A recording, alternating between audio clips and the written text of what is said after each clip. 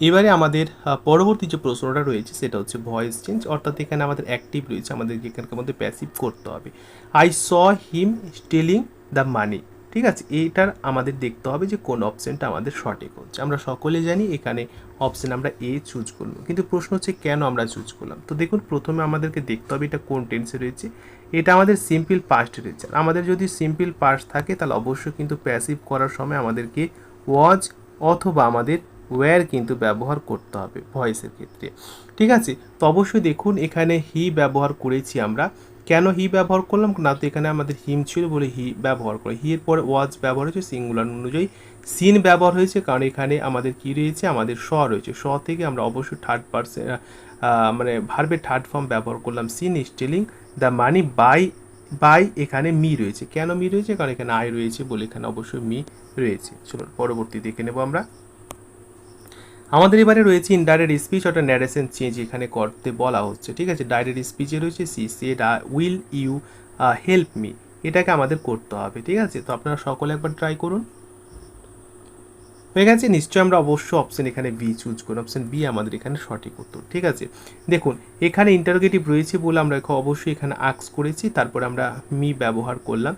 তারপরে এখানে অক্সিলারি দিয়ে শুরু হয়েছে বলে আমরা এখানে ইফ ব্যবহার করেছি। আয়ের পরে ইউ এর পরিবর্তে আই, এবং আয়ের পরে আমরা উড ব্যবহার করেছি, কারণ উইল থেকে উড, স্যাল থেকে শুড অবশ্যই আমাদের হয় বাই। হার আমরা অবশ্যই ব্যবহার করলাম কারণ এখানে মি রয়েছে, আর এখানে সি রয়েছে বলে অবশ্যই আমরা এখানে হার ব্যবহার করেছি। ঠিক আছে, চলে যাবো আমরা কোশ্চেন নাম্বার 6, এবং কোশ্চেন নাম্বার 6 হচ্ছে যে এখানে অ্যারেঞ্জ করতে হবে, অর্থাৎ এলোমেলোভাবে এখানে সাজানো আছে, এগুলো কোন অপশনটা ঠিক হবে যেখানে সঠিকভাবে আমাদের এখানে সি যাবে, এবং সেটা অবশ্যই একটা কারেক্ট মিনিং হতে হবে। ঠিক আছে, পি কিউ আর এসকে আমাদের সাজাতে হবে। তো অবশ্যই আপনারা সকলে সাজিয়ে ফেলেছেন, ফাটাফাট সাজান। আচ্ছা, অপশন এ আমাদের সঠিক হয়ে যাবে, অর্থাৎ প্রথমে আমরা আর অবশ্যই ব্যবহার করব, কারণ আর কি বলছে দেখুন, উই ওয়ান্ট।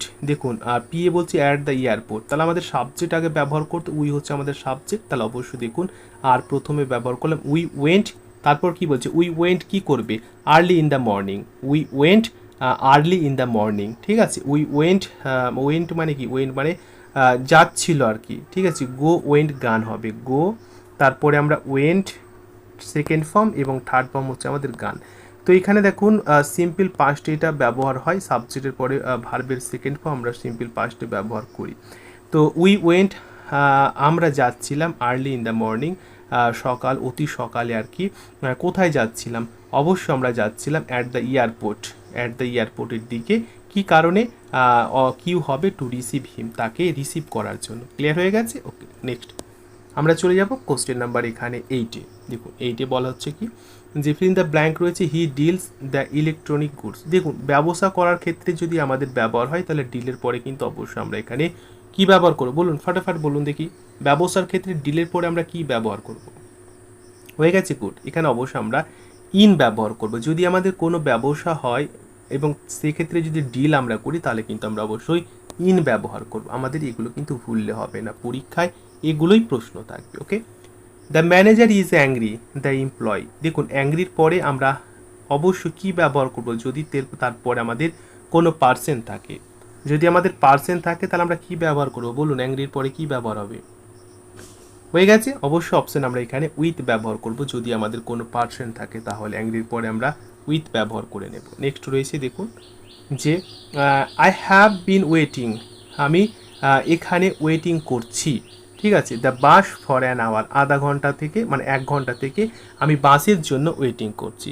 তো অবশ্যই আমরা এখানে কি কোন অপশনটাকে নেব, বলুন সকলে বলুন। হয়ে গেছে, অবশ্য এখানে আমরা অপশন বি কে নেব। ঠিক আছে, for the bus for an hour আমরা সঠিক উত্তর করব। ঠিক আছে, চলো আমাদের পরবর্তী প্রশ্ন আমরা দেখে নেব। আমাদের কোশ্চেন নাম্বার এখানে 11-এ বলা হচ্ছে যে চুজ দ্য কারেক্ট স্পেলিং। অবশ্যই স্পেলিং টেস্ট কিন্তু পরীক্ষার ক্ষেত্রে মোস্ট ইম্পর্টেন্ট, আমি বারবার বলছি। বিজনেসের কোনটা বানান সঠিক হবে, বলুন। হয়ে গেছে, অপশন আমরা এখানে অবশ্যই ডি সঠিক অ্যান্সার, BUSINE আমরা অবশ্যই লাস্টে করব বিজনেস। ওকে, আচ্ছা নেক্সট কোশ্চেন কি বলছে দেখুন, চুজ দ্য গ্রামাটিক্যাল রং রয়েছে, অর্থাৎ এখানে যে 4টা সেন্টেন্স রয়েছে গ্রামাটিক্যাল হিসাবে কোনটা সঠিক নয়, বা কোন সেন্টেন্সটা আমাদের ভুল সেন্টেন্স রয়েছে খোঁজো। হয়ে গেছে, গুড। এখানে অবশ্যই আমরা অপশন এখানে বি সঠিক করব। দেখুন অপশন বি আমাদের সঠিক, মানে হি গো টু আমাদের হবে না, কিন্তু এখানে যে গো রয়েছে, গো এর পরিবর্তে আমরা কি ব্যবহার করবো, আমরা অবশ্যই এখানে গোজ ব্যবহার করব। হি গোজ টু স্কুল এভরিডে আমরা ব্যবহার করব, এটাই আমাদের ভুল ছিল। আর বাকিগুলো কিন্তু আমাদের অবশ্যই ঠিক রয়েছে, ঠিক আছে।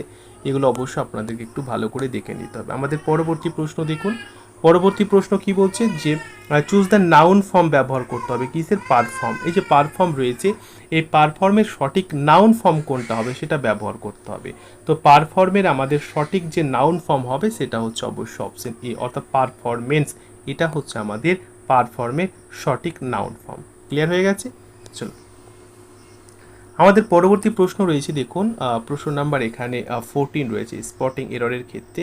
কি বলছে দেখুন যে I meet a old man in the street, I meet a old man in the street. তো এখানে আপনাদেরকে স্পটিং এরর লিখতে হবে। তো বলুন এবং ট্রাই করুন কোথা বা কোন মানে পোর্শনটা এখানে এরর রয়েছে বা ভুল রয়েছে। যদি মনে করেন যে না ভুল নেই, তাহলে অবশ্যই নো এরর চুজ করতে পারেন, কিন্তু অবশ্যই আপনারা দেখতে পাচ্ছেন যে এই যে অপশন বি পোর্শন রয়েছে এখানে কিন্তু ভুল রয়েছে। কেন বলুন তো, কারণ এখানে ওল্ড রয়েছে, ওল্ডের আগে তো আমরা কখনো এ ব্যবহার করি না, কারণ ওয়ে দেখুন ও রয়েছে, ও তো আমাদের ভায়োল, তাহলে আমাদের যদি ভায়োল থাকে তাহলে তার আগে অবশ্যই আমরা কিন্তু অ্যান ব্যবহার করি, যেটা এখানে এ রয়েছে, এ আমাদের হবে না, এখানে অবশ্যই আমাদের অ্যান হওয়ার কথা ছিল। ঠিক আছে, ক্লিয়ার হয়ে গেছে? চলুন আচ্ছা পরবর্তী দেখুন কোশ্চেন নাম্বার এখানে 15 বলা হচ্ছে। আমি এখানে আপনাদের সকলের জন্য হোমওয়ার্ক রেখেছি, আমি দেখবো আপনাদের মধ্যে কে কে পাচ্ছেন। Okay, neither of the students dash present today. দেখুন এটা যদিও রিভিশন প্রশ্ন এবং এর আগের মক টেস্টে 1 নম্বর মক টেস্ট আমি করিয়েছিলাম।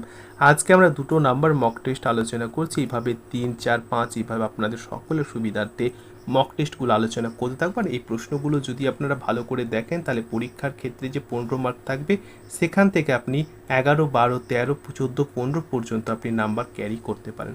ভালো থাকবেন সবাই, এবং সকালকে বলবো যে ক্লাসগুলো যদি আরও আপনারা পেতে চান, জীবনে যদি প্রতিষ্ঠিত হতে চান, তাহলে অবশ্যই লাইক, কমেন্ট, শেয়ার এবং অবশ্যই সাবস্ক্রাইব করে পাশের বেলটি অন করে রাখবেন। থ্যাংক ইউ, ভালো থাকবেন, অল দ্য বেস্ট।